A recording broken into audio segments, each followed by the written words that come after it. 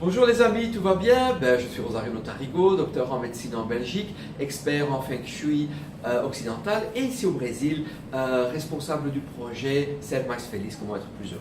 Aujourd'hui, nous allons parler d'un mot que l'on va oublier, que l'on va retirer de notre vocabulaire, qui est le mot tenter. Parce que ce mot tenter fait que quand vous quand vous tentez de faire quelque chose, vous n'y mettez pas toute la conviction nécessaire pour faire cette chose. Et pour illustrer le propos, je vais vous parler d'une des premières leçons que les coachs de développement personnel donnent à leurs coachés, donc à leurs clients, c'est le test de la tasse. Et donc, ils prennent une tasse. Ici, moi, j'ai pris une tasse avec les 8 piliers du Feng Shui. Et le coach, il demande au coach, donc au client, tente de prendre, je vais vous demander de tenter de prendre la tasse. Et alors, qu'est-ce que le client fait? Il fait ça. Alors, le coach lui dit, ben non, je vous ai demandé de tenter de prendre la tasse. Alors, il dit, ce que vous avez fait, c'est que vous avez pris la tasse. C'est la nuance. Et donc, il dit, bon, nous allons recommencer. Et donc, le coach redemande au client, tentez de prendre la tasse. Alors, le client, il arrive et il fait ça. La tasse reste sur la table, aussi belle soit-elle, la tasse reste sur la table et il n'y a rien qui se passe. Et donc là, l'exemple est clair dans l'esprit du coaching, du client, c'est que dans la vie, s'il tente de faire quelque chose, ben, il va rien faire. Donc, tenter de sauver son couple, tenter d'apprendre l'anglais, tenter de commencer un régime pour maigrir, tenter, ben, vous allez rester sur vos positions, vous allez rester dans une situation d'attente, de désir, d'envie, mais vous n'allez pas mettre les mains dans la pâte, vous n'allez pas rechercher toutes les ressources pour résoudre le problème. Vous allez rester dans une situation de stand-by, d'attente,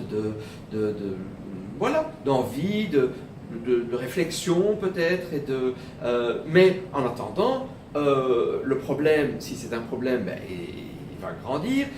Si c'est une crise dans votre couple, ben, la crise va devenir plus importante, et pendant toute la période où vous allez tenter de faire quelque chose, il n'y a rien qui va se produire. Alors, nous allons remplacer le mot tenter par le mot faire. Je fais ou j'apprends, par exemple, je résous la crise de mon couple, j'apprends l'anglais, je commence mon régime amaigrissant. Et alors là, oui, vous recherchez les ressources, vous faites tout ce qu'il faut, vous mettez tout en œuvre pour que le résultat arrive, pour que le but que vous venez de vous imposer, de mettre sur papier, ben, que vous l'atteigniez. Donc ça, c'est fort important.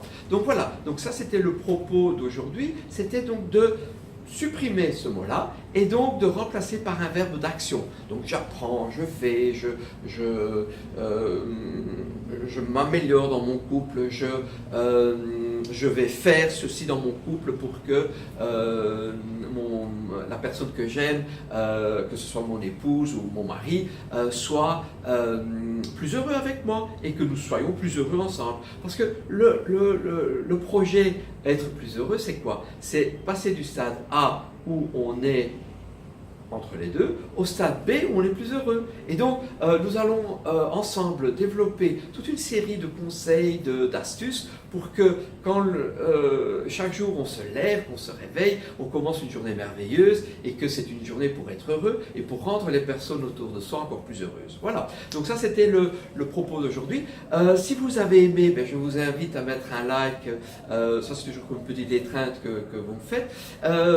Et si vous avez des personnes dans votre entourage qui pourraient bénéficier de ce conseil d'aujourd'hui, je vous en prie, partagez parce que c'est fort important.